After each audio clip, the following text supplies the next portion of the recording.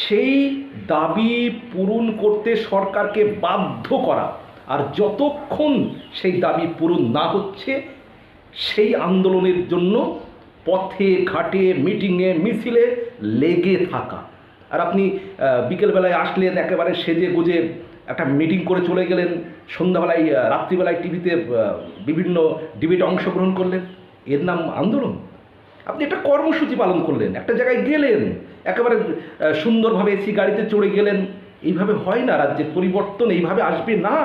বাংলার মানুষ এইভাবে পরিবর্তনে সম্মতি দেবে না, সমর্থন করবে না।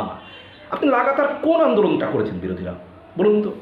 কোন আন্দোলন করেছেন আজ পর্যন্ত? কজন বিরোধী দলনেতা আন্দোলন করতে গিয়ে লাঠির আঘাত খেয়েছেন? কতজনের মাথা ফেটেছে? কতজনকে পুলিশ টানা হিচড়া করে রাস্তা দিয়ে টেনে নিয়ে যাচ্ছে? কতজন বিরোধী দলের নেতা